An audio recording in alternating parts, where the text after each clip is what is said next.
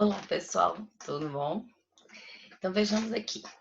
Eu tinha falado para vocês que eu e Zé combinamos, né? Isso, se você está no curso e se você está no terceiro, eu e Jair combinamos que eu faria a entrada mais aprofundada na morfologia. Por quê? No livro 2, interpretação de texto 2, na aula 8, o tema é interpretando a morfologia. Então, eu sempre falava de morfologia nesse momento do nosso trabalho, mas sempre falava de forma superficial, porque afinal de contas esse assunto é a gramática. E aí eu fazia o quê? Eu só mencionava como a gramática pode ser interessante e importante para me ajudar a interpretar um texto com propriedade. E deixava o resto por conta dos meninos.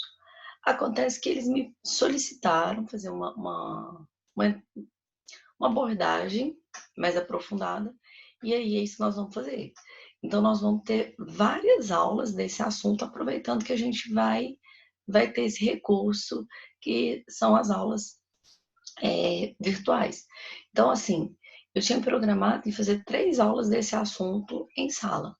Como nós temos esse recurso e eu posso passar mais material para vocês, então vamos fazer uma coisa bem caprichadinha, bem bonitinha, não é não? Então, olha só. Eu vou fazer os materiais do mesmo formato que eu fiz hoje. Então, eu vou fazer uma lista. Nessa lista, você vai ter informações que são importantes do ponto de vista gramatical. Você vai ler a lista. Se tiver exercício, você vai resolver o exercício. Depois a gente volta e conversa sobre o que você leu, sobre o que você estudou. E aí, depois, se tiver dúvida, você me manda. Fechou? Nós vamos fazer isso de todas as classes de palavras, mas vai ter momento em que eu vou mesclar as classes. Por exemplo, substantivo, eu fiz um material só para ele. Adjetivo, tem um material só para ele. Mas, por exemplo, artigo, numeral, interjeição, posso colocar tudo junto, tá bom? Porque são assuntos que são mais objetivos, são mais curtinhos mesmo, tá? Então, olha só. Eu imagino que uma hora dessa você já deu pelo menos uma olhada na lista. E se você não leu a lista ainda e quiser fazê-la agora comigo, tudo bem também. É interessante que você faça uma leitura prévia? Né? É a minha proposta.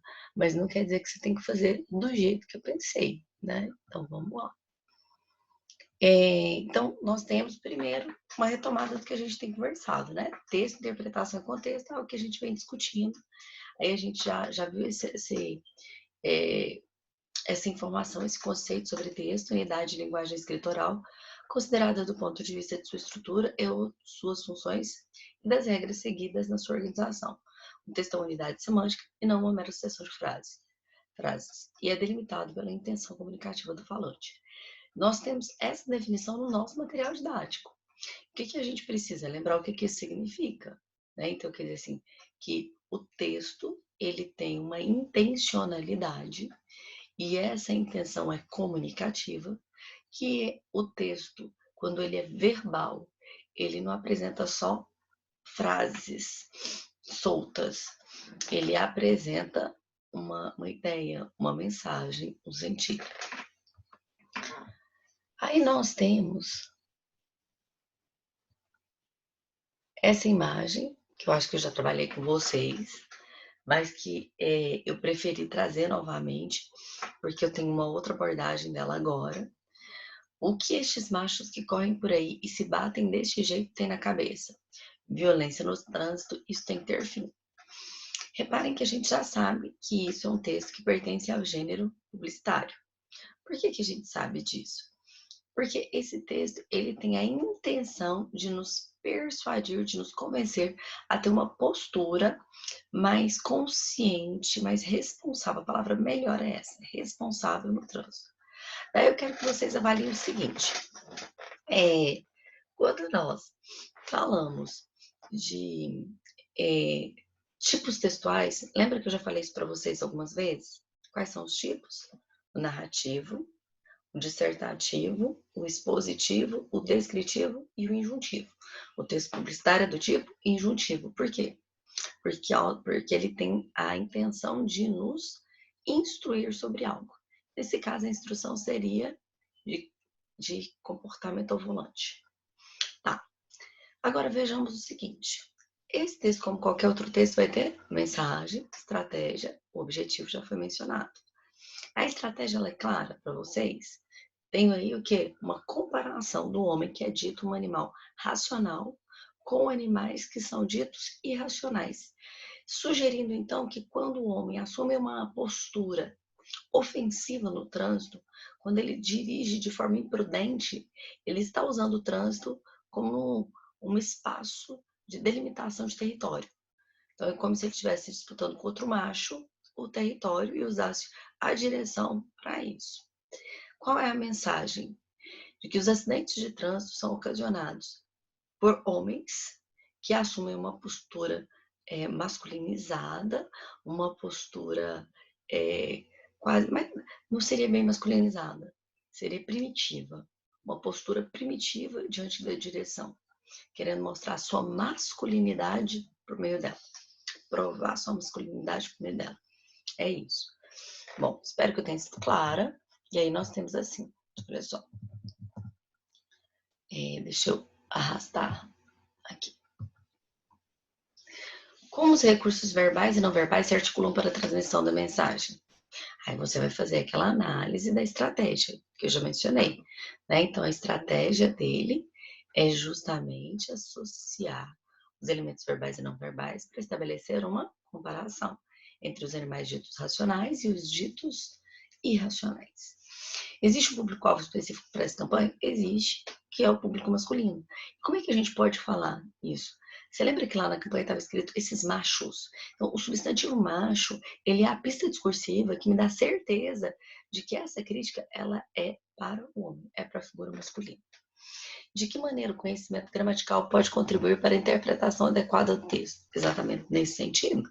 A partir do momento que eu sei que a palavra macho, ela é uma pista discursiva, eu consigo perceber que esse substantivo, ele delimita o público-alvo a que se destina a campanha. Então, é aquela coisa, não é porque, a Fabi é feminista, a Fabi tá falando mal de homem. Não é isso, é a campanha, gente, é a campanha. O que esses machos têm na cabeça. Então, a campanha, ela está dizendo que é uma postura masculina. Está claro que, em um sentido muito básico, só existe uma maneira de ler um texto: decodificar os sinais que o constituem. Entretanto, há uma preocupação com o nível da leitura mais avançado do que a etapa inicial de decodificação.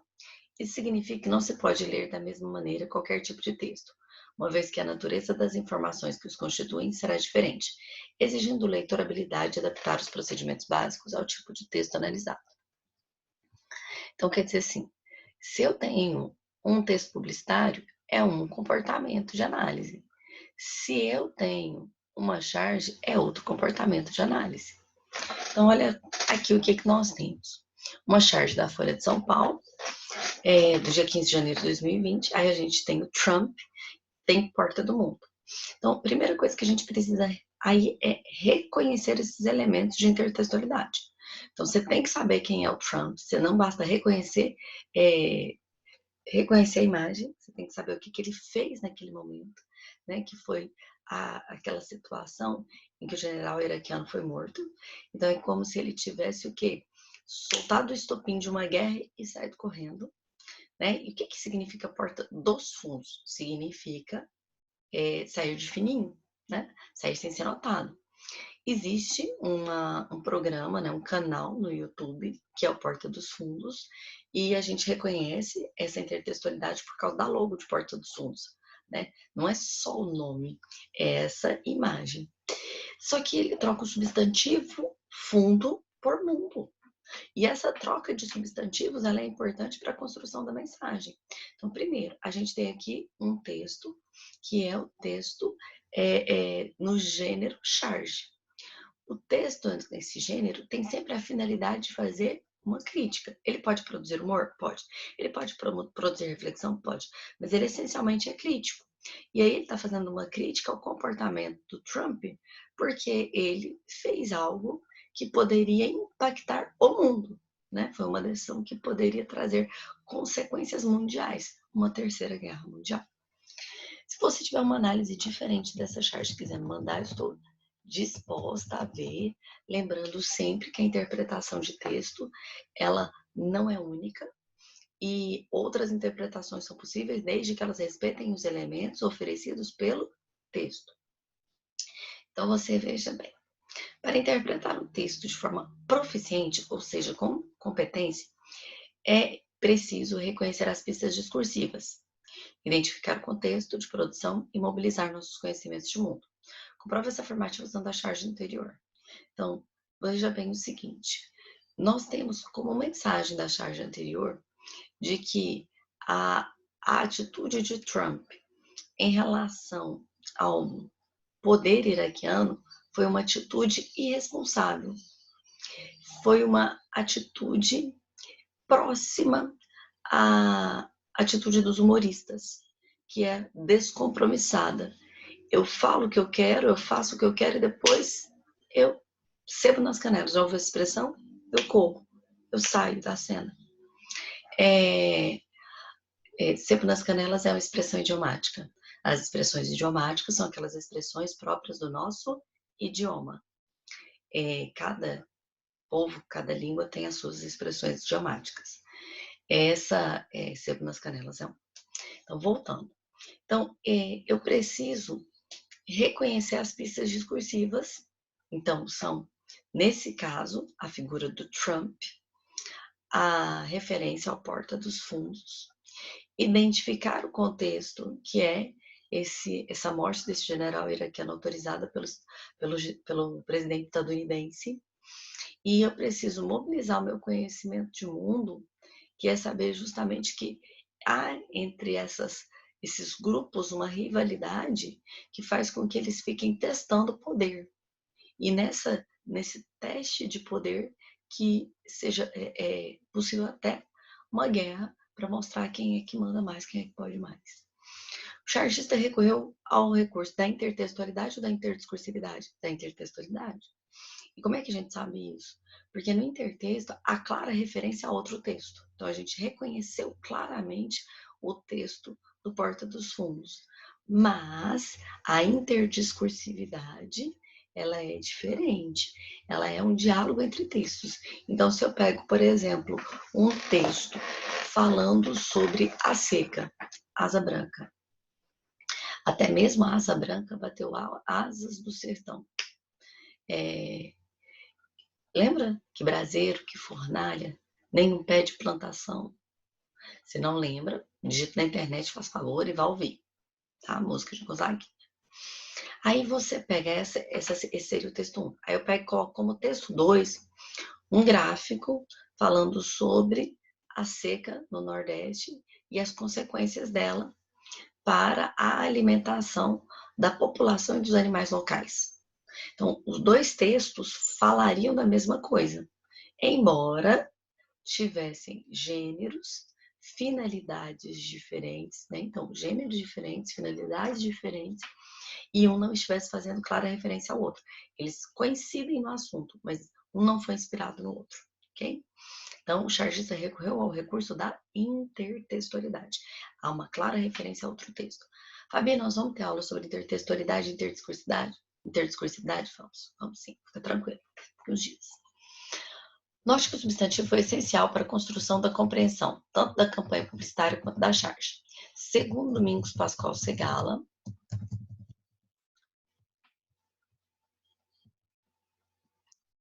o substantivo e o verbo destacam-se como as duas mais importantes classes de palavras, porque constituem a base das frases, ou seja, da comunicação, e exemplifica. O capitão sorridente e garboso mostrou-se o cavalo branco. As palavras da mesma classe, né? E aí, assim, o capitão montou seu cavalo. Então, vamos pensar o que o Segala disse? Capitão montou cavalo. Dá para entender a frase ou não dá? Dá. Você pode tirar o artigo, você pode tirar o adjetivo, você pode tirar a preposição, o pronome possessivo. Se você deixar o substantivo e o verbo, você consegue ter uma frase com sentido. Eu acho que vocês se lembram, pelo menos, de ouvir falar, que durante muitos anos usou-se como método de comunicação escrita entre pessoas que estavam em espaços muito distantes, o telegrama. E se um telegrama, se a gente transformasse essa frase num telegrama, era exatamente isso que ia virar. Capitão montou cavalo. Pronto, acabou.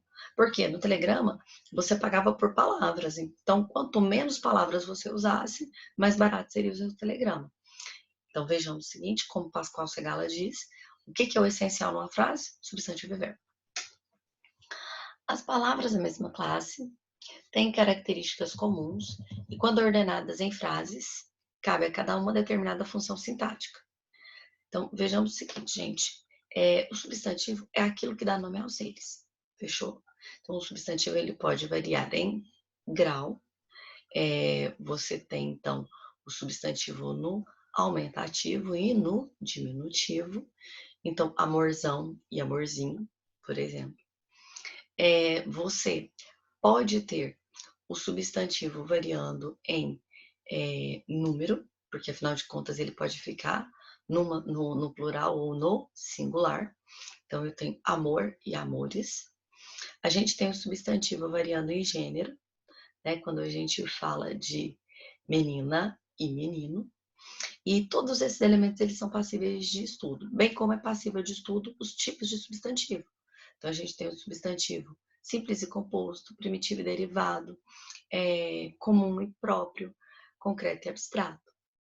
Mas essas informações, elas são importantes? Em alguma medida, elas são importantes, mas não de forma muito aprofundada.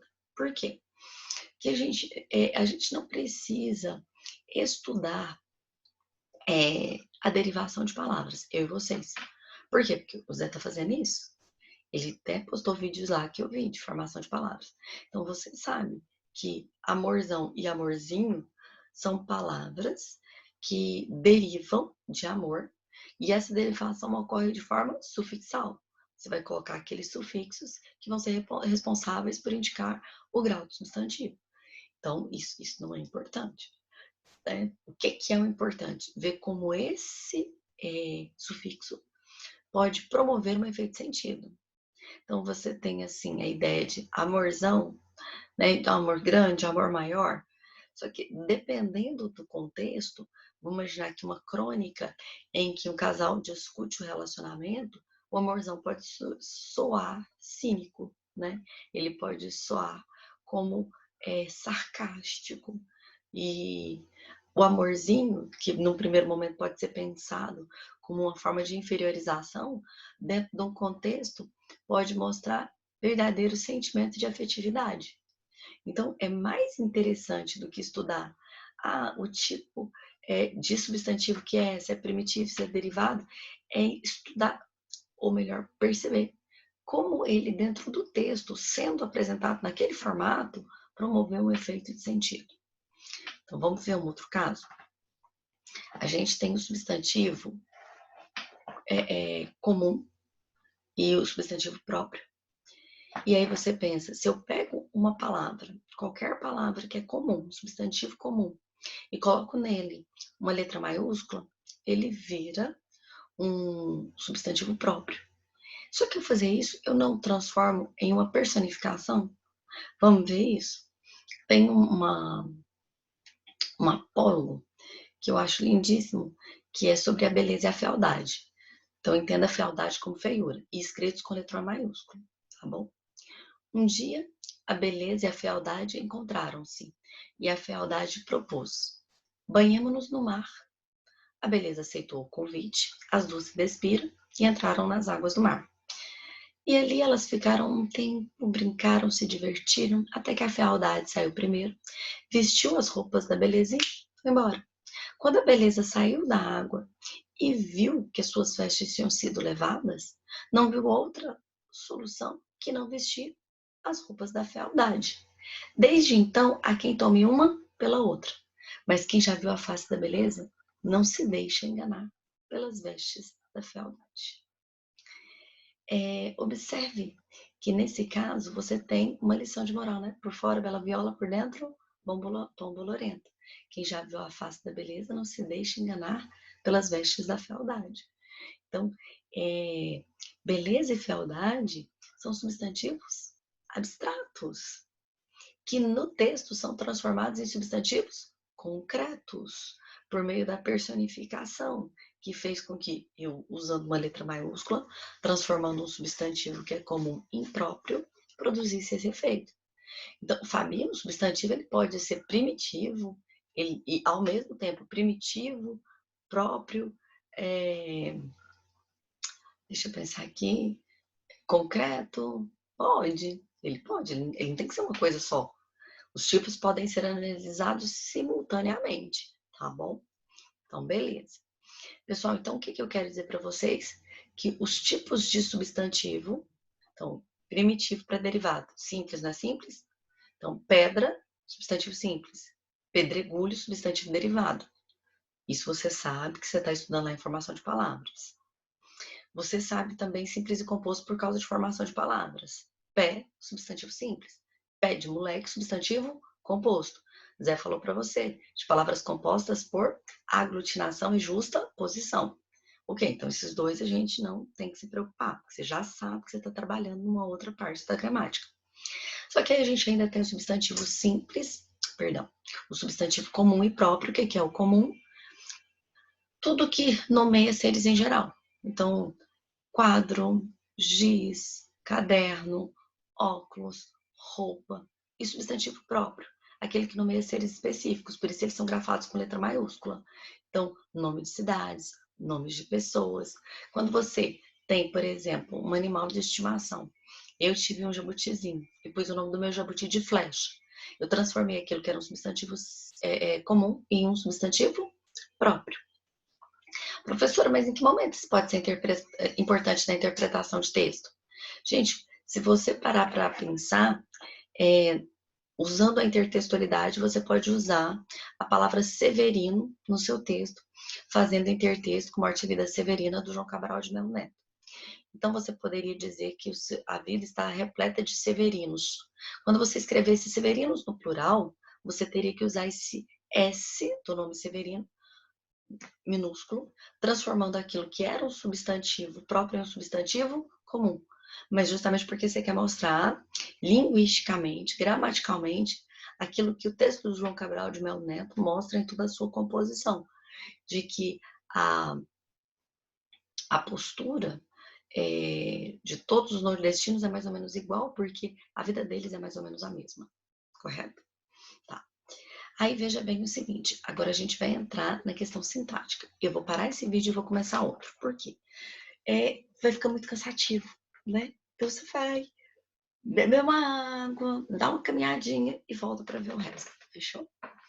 Então aquela coisinha básica, tá? De uma organização do nosso trabalho, fechou? Beijo.